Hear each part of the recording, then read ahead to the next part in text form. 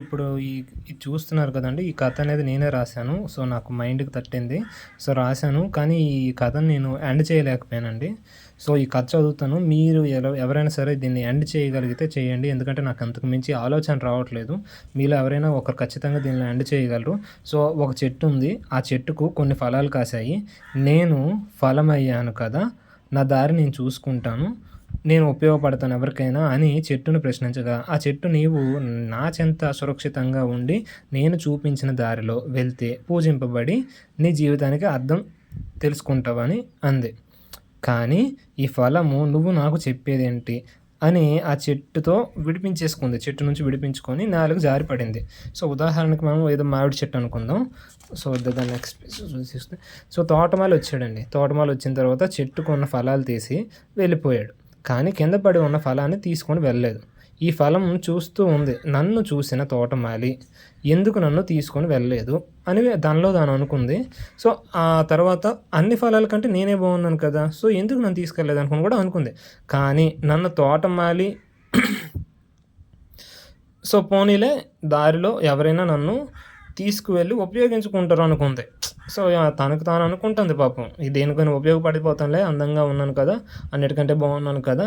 So, ఎవరికైనా ఉపయోగపడతానని confident మీద జారి పడిపోయింది. ఇప్పుడు అనుకుంటుంది అలానే. కానీ రోజు రోజుకి కింద పడిపోయింది కాబట్టి ఆ ఫలం కుళ్ళిపోతుంది. కుళ్ళసాగింది. అండ్ ఇంకొకటి ఇప్పుడు సో, ఆ కోపం కుళ్ళిపోయింది కదా! కుళ్ళిపోతుంది కొంచెం కొంచెంగా. సో, ఇప్పుడు కోపంతో ఆ చెట్టు తిట్టిందనమాట. ఇక్కడకు కొనసాగింది. So, okay. ఆ! అంతే. ఒక చెట్టుని తిట్టింది. నేను మొలకెత్తి నీకంటే పెద్ద చెట్టుగా మారుతాను అని సవాలు విసిరింది. సో, తను చేసింది తప్పు. కానీ మళ్ళీ చెట్టుని తిడుతుందనమాట.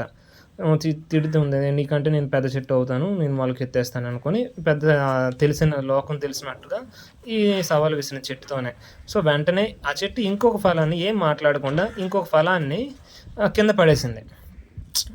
సో, ఏం మాట్లాడకుండా ఇంకో ఫలాన్ని కింద పడేసింది. మళ్ళీ ఈ కుళ్ళిన ఫలము దాని జీవితం నాలా ఎందుకు కష్టపెడుతున్నావు? అసలు మమ్మల్ని ఎందుకు కాసావు?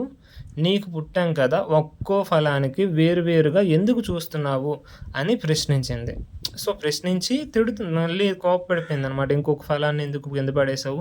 అది కూడా కుళ్ళిపోద్దేమో అనుకుని అపోహపడుతుంది పాపం. తనకు తెలీదు.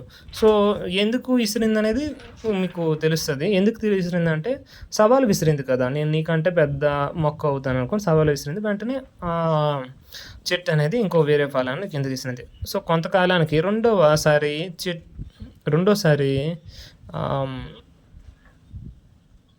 ఆహ్, చెట్టు కిందకి పడేసిన ఫలము మొలకెత్తింది. కింద పడిపోయిన ఫలం రెండోసారి ఫలాన్ని కింద పడేసింది కదా! సో, అది మొలకెత్తింది. మొక్కగా మారిపోయింది. మొక్కగా మారిపోయింది. మట్టిలో కలిసిపోతున్న ఆ కుళ్ళిన ఫలము అంటే మొదటిసారిగా విడిపించుకొని పడిపోయింది కదా! సో, కుళ్ళిపోయిన ఫలము మళ్ళీ ఆ చెట్టును తిట్టింది. దానికే మొలకెత్తించే శక్తి ఇచ్చావు నాకివ్వలేదని. ఎంత బుర్ర తక్కువగా అడిగిందంటే పాపం తనకు తెలియక విడిపించుకొనొచ్చింది. మళ్ళీ తన చెట్టునే మళ్ళీ తిడుతుంది. ఈ నాశనం అయిపోతుంది ఇంకా. మట్టిలో కలిసిపోతుంది కానీ మొలకెత్తట్లేదు. సో, చెట్టునే ఇంకా తిడుతుందనమాట. సో, ఇది నేను ఎండ్ చేయలేకపోయాను. ఇంకా మీరెవరైనా సరే బాగా రైటింగ్ మీద ఇష్టం ఉన్నోళ్ళు ఎవరైనా కథలు రాసేవాళ్ళు ఇంట్రెస్ట్ ఉన్నవాళ్ళు, లేదంటే దేవుని భక్తి ఉన్న వాళ్ళకి ఇది స్టోరీ అర్థమవుద్ది. సో, ఎవరైనా రాస్తారని నేను అనుకుంటున్నాను. అది నేనైతే నాకు ఆలోచన అందట్లేదు ఎలా ఎండ్ చేయాలనేది.